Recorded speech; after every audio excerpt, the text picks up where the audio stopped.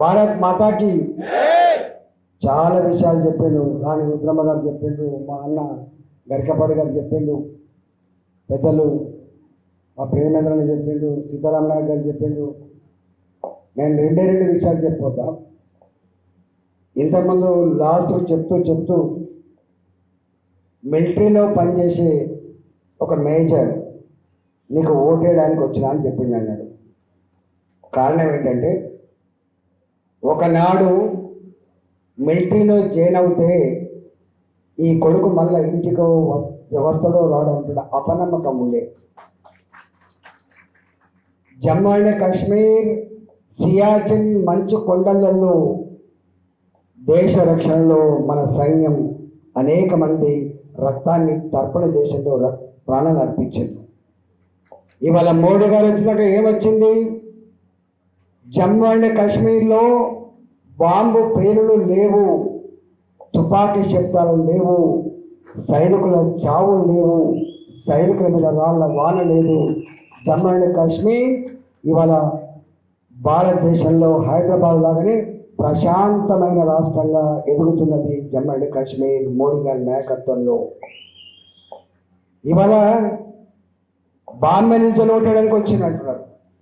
కారణం ఏంటి?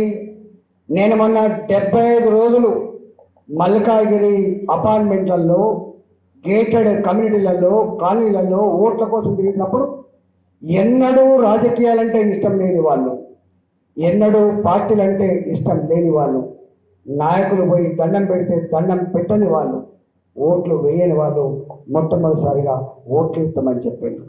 ఓట్లు ఇస్తామని చెప్పి నేనన్నా ఎందుకు ఈ మార్పు వచ్చిందని చెప్పి, అయ్యా 75 సంవత్సరాల స్వతంత్ర భారతదేశంలో 65 సంవత్సరాల తర్వాత వచ్చిండు మేము మెచ్చిన నాయకుడు నరేంద్ర మోడీ గారు. మేమనుకున్నాం అందరిలాగే ఈయన కూడా ఉంటాడు అనుకున్నాం.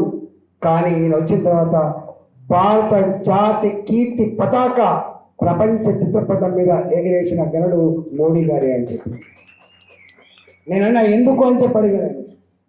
అవును, ఒకనాడు మన అబ్దుల్ కలాం మన రాష్ట్రపతి కాలు అడుగు పెడితే అవమానపరిచింది ఎయిర్పోర్ట్లో, జేబులు పిసికి బూట్ పిచ్చి. ఒకనాడున నరేంద్ర మోడీ గారికి కావాలని చెప్పి పెట్టుకుంటే ఈయన సంఘ విద్రోహ శక్తి, ఈయనకు మేము వీసా ఇవ్వమని చెప్పి విజ్ఞప్తి చేసింది అమెరికా. అమెరికా ఇవాళ మోడీ గారు అమెరికాకు పోతే రెడ్ కార్పెట్తో స్వాగతం చెప్పడమే కాకుండా వారు అమెరికా సెనెట్లో, అమెరికా పార్లమెంట్లో మాట్లాడితే ఇవాళ అక్కడి పార్లమెంట్ సభ్యులు లేచి సప్పట్లు కొట్టి జై మోడీ అంటున్న పరిస్థితి వచ్చింది ఇవాళ మోడీ గారి నాయకత్వంలో.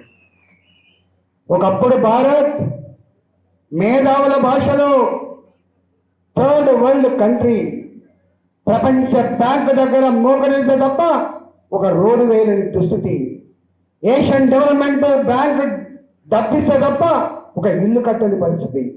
అలాంటి భారత్ 10 సంవత్సరాల కాలంలో 11వ ఆర్థిక వ్యవస్థకున్న భారత్ 5వ ఆర్థిక వ్యవస్థకు ఎదిగింది ఇవాళ భారత్. అందుకే మోడీ కోటేస్తాను. ఇవాళ మా ఆడబిడ్డలు ఇక్కడ ఇవాళ నర్సంపేటలో మోడీ గారు వచ్చేంత వరకు గుడిసెలలో టాయిలెట్ ఉండేనా, రేకుల షెడ్లలో టాయిలెట్ ఉండనా, చెంబు పట్టుకొని రోడ్డు పక్కకు కోడి కూత పొద్దుకు లేచిపోయి దుస్తుండే. ఎనకట్లాగా కంచెలు లేవు. మీ నర్సంపేట అంతో ఇంతో చెట్లు ఉంటుంది, సాటు ఉంటుంది, కానీ ఎక్కడ చెట్లు లేవు. ఎంతోమంది ప్రధానమంత్రులు మారిండు, ఎంతోమంది ముఖ్యమంత్రులు మారిండు, కానీ సగటున్న ఆడబిడ్డ బాధను అర్థం చేసుకున్న వాళ్ళు ఎవరు లేరు.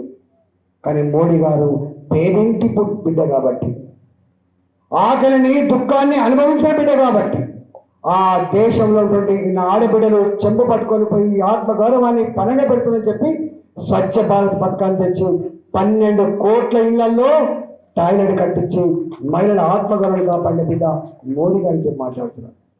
ఇక్కడి ముఖ్యమంత్రి ఆనాడు అహంకారంతో మోడీ ఏంది కీడి ఏంది చెప్పి మాట్లాడి, కానీ ఒకవేళ కనుక ఈ ముఖ్యమంత్రి ప్రధానమంత్రి గారితో మంచిగా ఉంటే ఇక్కడ కూడా పేదవాళ్లకు, గుడిసెల్లో ఉన్న వాళ్లకు, కొత్తగా కుటుంబాలు ఏర్పడ్డ వాళ్లకు ప్రతి ఒక్కరికి ఇల్లు కట్టించే భాగ్యం కలిగేది. కానీ మీ ముఖ్యమంత్రి వాళ్ళు కలగలేదు.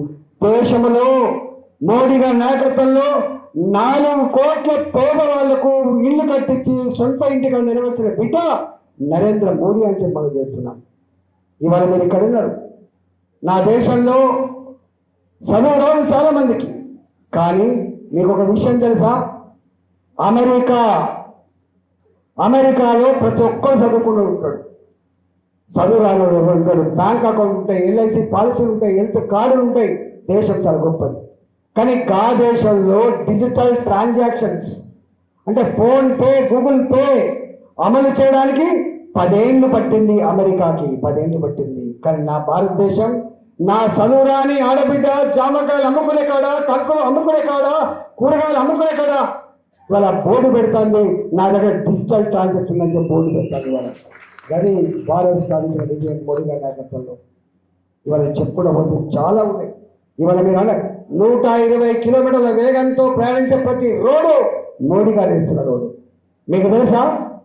మోడీ గారు ప్రధానమంత్రి కాకముందు ఈ దేశం మొత్తంలో రోజుకు 11 కిలోమీటర్ల నేషనల్ హైవేస్ నిర్మాణం అయితే, మోడీ గారు వచ్చిన తర్వాత 37 కిలోమీటర్ల నేషనల్ హైవేస్తో ఇవాళ ఎక్కడ ఎత్తేసే రోడ్లు లేవు, గతుకుల రోడ్లు లేని పరిస్థితి వచ్చింది.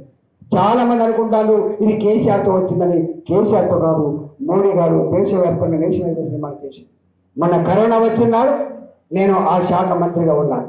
ఈ దవాఖాన కూడా వచ్చిపోయినా, మైపాత్కి వచ్చిపోయినా. కరోనా కష్టకాలంలో 1,00,000 కోట్ల రూపాయలు గజగజ వణికిపోయిందో, బయటికి వెళ్ళలే. గా సందర్భంలో మోడీ గారు నా దేశం వణికిపోతుంది, నా దేశం మరింత పేదరికంలో మగ్గిపోయే ప్రమాదం ఉందని చెప్పి భావించి ఇవాళ అతి తొందరగా వ్యాక్సిన్ తయారు చేయించి 2 డోసులు మీకు ఇచ్చి 3వ డోసు కూడా ఇచ్చి ప్రపంచంలో ఉన్న పేద దేశాలకు వ్యాక్సిన్ పంపించిన దేశం కూడా నరేంద్ర మోడీ గారు మాత్రమే. ఇవాళ మా చాలా మంది అనుకుంటారు ఈ ఎన్టీ రామారావు 2 రూపాయల కిలో బియ్యం అనుకుంటారు. ఈ 5 ఏళ్లుగా మనం తింటున్న బియ్యం మోడీ గారు పంపించిన బియ్యం. రేపు ఇంకొక 5 ఏళ్ళు కూడా మనకు వచ్చే బియ్యం మోడీ గారు పంపించే బియ్యం అని చెప్పి మనం చేస్తాం. అందువల్ల ఇవాళ మోడీ గారు చేసినటువంటి పని ప్రతి ఒక్కరు తెలుసుకుంటారు. ఇవాళ యువకులంతా ఉత్తగా రాలే, యూత్ అంతా కూడా ఉత్తగా రాలే. ఈ దేశ రక్షణలో భాగంగా పరాయి దేశం మనమే దౌర్జన్యం చేస్తే, మన సైనికుల రక్తాన్ని కళ్ళ చూపిస్తే ఆ దేశం మీద దండయాత్ర చేసిండు. ఆ దండయాత్రలో అభినందన్ ఒక బిడ్డ, మన బిడ్డ. ఆ శత్రు దేశాన్ని చిక్కితే అభినందన్ చంపే ప్రయత్నం చేస్తే మోడీ గారు వయసులో తాత కావచ్చు కానీ యువకుల్లాగా ఆ దేశానికి అల్టిమేటం ఇచ్చి, నా అభినందన్ 24 అవర్స్ కనుక తిరిగి రాకపోతే నీ పడతామని చెప్పి అభినందన్ను తీసుకొచ్చి దేశానికి అప్పచెప్పిన బిడ్డ మోడీ గారు. మన పిల్లలు, మన తమ్ముళ్ళు, మన బిడ్డలు ఎక్కడో చదువుకుంటారు మెడిసిన్ చదువు ఉక్రెయిన్లో. అనేక మంది పిల్లలు ఫోన్లు చేసింది అమ్మకు నాన్నకు, నా పక్కకే మిసైలు పడుతున్నాయి, నా పక్కకు తుపాకుల మూతలు అవుతున్నాయి, నా పక్కకు ట్యాంకులు పోతున్నాయి, అమ్మా నేను చనిపోయేటట్టుందని చెప్పి మెసేజ్ పెడితే 24 గంటలు స్పందించిన మోడీ అక్కడ ఉన్న మన పిల్లల్ని మన ఫ్లైట్లు పంపించి, మన మంత్రులు పంపించి, మన జెండా కట్టి మన పిల్లల్ని వాపస్ తీసుకొచ్చి చరిత్ర మోడీ గారు. ఇవాళ మీ ముఖాలకు 50 ఏళ్ళు పరిపాలించిన దేశాన్ని, 40 ఏళ్ళు పాలించిన రాష్ట్రాన్ని ఏమిచ్చినాము? ఇందిరా గాంధీ గారు చెప్పిండు గరీబీ హటావో అని చెప్పి, రాజీవ్ గాంధీ గారు చెప్పిండు పేదరిక నిర్మూలన అని చెప్పి, ఇవాళ రాహుల్ గాంధీ కూడా చెప్తున్నాడు పేదరిక నిర్మూలన అని చెప్పి. మీకు ఉండాలి అసలు నీ ఆయాములో ఒక బోఫర్ స్కామ్, ఒక బొగ్గు స్కామ్, ఒక 2G స్కామ్, సగటు భారతీయుడు తలదించుకునే పరిహారాలు జరిగింది. కానీ సగటు భారతీయుడు గల్లెగరేసి ఆయన ఇండియన్ అని చెప్పుకునే పరిస్థితి వచ్చింది మోడీ గారి పరిపాలనలో. అందువల్ల ఇవాళ భారత ప్రభుత్వం, నేను ఒక్కటే మీకు విజ్ఞప్తి చేస్తున్న యువకులారా, నాకు తెలుసు 24 సంవత్సరాలుగా అన్ని వర్గాల సమస్యలతో అనుబంధం ఉన్నాడు నేను. అన్ని టెంట్ల కింద, అన్ని సంఘాలకు గొంతుకైన బిడ్డను నేను. నాకు తెలుసు ప్రైవేట్ స్కూల్లో పనిచేసే టీచర్ల బాధ ఏందో, ప్రైవేట్ కాలేజీలో పనిచేసే బాధ ఏందో, నా జర్నలిస్టుల బాధ ఏందో, నా నిరుద్యోగ యువత బాధ ఏందో నాకు తెలుసు. ఇక్కడ ఉన్న ప్రభుత్వ ఉద్యోగులుగా ఎన్ని బాధపడుతున్నారో తెలుసు. ఆ సమస్యల పరిష్కారం తప్పకుండా రాబోయే కాలంలో ఇవాళ ప్రభుత్వంలాగా 4 నెలల కాలంలోనే 4,000 కోట్ల అక్రమ సంపాదనతో రాజకీయం చేసే ప్రయత్నం చేస్తున్నాడు. కానీ భారతీయ జనతా పార్టీ రేపు రాబోయే కాలంలో మోడీ గారు ఎట్లయితే బతికితే దేశం కోసం బతుకుతా, మరణిస్తే దేశం కోసమే మరణిస్తా అని చెప్పిన మోడీ గారు ఆయన వెలుగులో రేపు తప్పకుండా ప్రజల ఆశీర్వాదంతో ఇప్పటికే ప్రజలకు యాసకు వస్తుంది. 10 సంవత్సరాల కేసీఆర్ పరిపాలన విసిగిపోయిండు, ఆ పార్టీని బొందబెట్టిండు. 6 నెలలు తిరగముందే ఇక్కడ రేవంత్ రెడ్డి ప్రభుత్వం కూడా మోసం చేసిందని చెప్పి ఇప్పటికీ అనుకుంటా ఉన్నారు. ఎండిపోయిన పంటలు మొట్టమొదటిసారి చూసినాం, మళ్ళా కాలిపోయిన మోటార్ల పరిస్థితి మొట్టమొదటిసారి చూసినాం మనం. ఒక్క హామీ అమలు కాలే. ఏ ఆడబిడ్డకైనా 2,500 రూపాయలు బ్యాంకులో పడ్డాయా?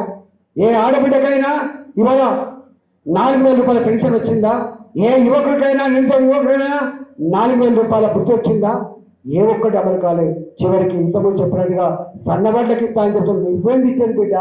సన్నబడ్లు ఎండాకాలం పండవనే జ్ఞానం కూడా లేదు వాళ్ళకి. ఎండాకాలంలో పండే వడ్లు దొడ్డుబడ్లు పండితే తప్ప సన్నబడ్లు పండే విషయం మనం మర్చిపోకండి.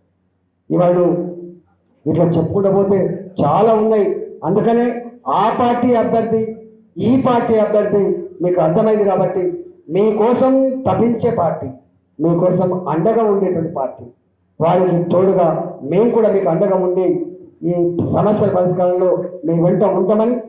ఇవాళ పార్లమెంట్ ఎన్నికలలో మొన్న సీతారాం నాయక్ గారు నేను కూడా గెలుతానేమో అంటాడు.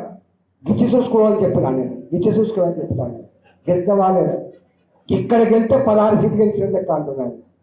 ఖమ్మంలో గెలిస్తే, మహబాద్లో గెలిస్తే 16 సీట్లు గెలిచినట్టు గుర్తుపెట్టుకోండి. కానీ ఒక నిశ్శబ్ద విప్లవం మొన్న ఓట్లు పడ్డాయి. దేశం సుభిక్షంగా, దేశం ప్రశాంతంగా, దేశ ఆత్మగౌరవం ప్రపంచ చిత్రపటం ఎగరాలంటే, మన మోడీ ప్రపంచంలో లీడర్ కావాలంటే, మళ్ళీ భారత్ పూర్వ వైభవాన్ని సంతరించుకోవాలంటే మోడీ ప్రధానమంత్రి కావాలని చెప్పి ప్రతి ఇల్లు భావించింది. అందుకే ఓట్లు వేసిండు.